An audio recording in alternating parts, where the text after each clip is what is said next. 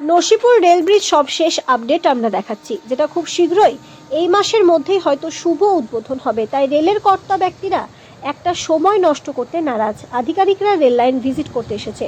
কোথাও নাট বল্টু কেমন আছে, কি অবস্থায় আছে, সেগুলো সরজমিনে দেখা হচ্ছে। ইলেকট্রিক পোল বসানো কমপ্লিট, এখন শুধু তার টাঙানো বাকি, তাহলে সর্বশেষ কাজ হয়ে যাবে।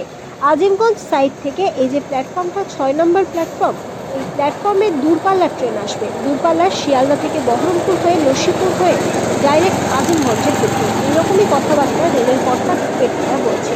মুর্শিদাবাদ ভারতবর্ষের মানচিত্রে এক বিশেষ জায়গা দখল করতে যাচ্ছে, সেটা বলার অপেক্ষা রাখে না। কারণ পর্যটন কেন্দ্র হিসাবে এই মুর্শিদাবাদের নাম সবসময় উপরের দিকেই থাকে। কিন্তু যেহেতু রেল ব্রিজটা নিয়ে বহু জোট চলছিল, তৎকালীন রেলমন্ত্রী মমতা ব্যানার্জির সহায় মমতা ব্যানার্জির হস্তক্ষেপে রেল ব্রিজটা হয়। তারপর গঙ্গা দিয়ে অনেক জল গড়িয়ে গিয়েছে।